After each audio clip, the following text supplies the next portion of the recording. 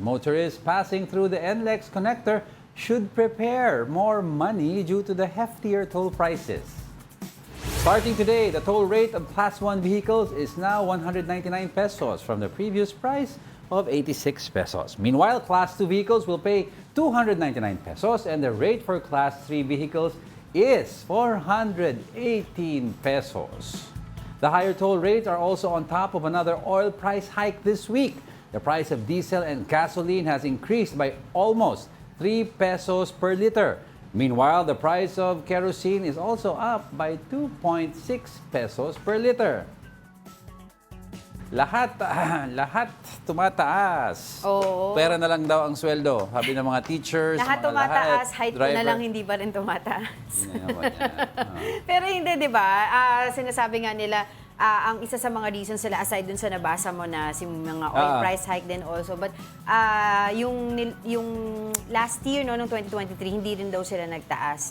So parang ito na yung parang ano nila, ang tawag dito. Nag-defer sila Pagbabalik ng pagtaas. Nag-defer sila. Sa oil price hike naman, hindi pa masyadong itong effect ng Iran-Israel because ano pa lang to, puro speculation increases to.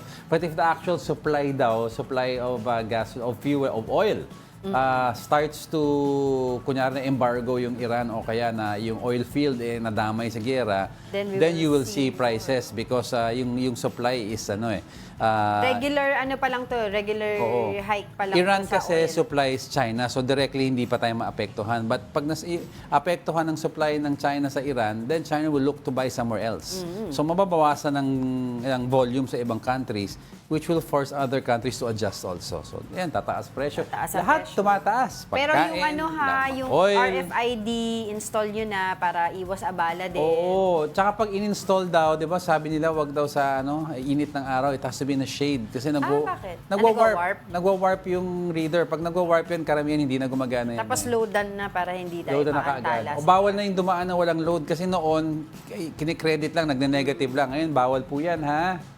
Oo, sige.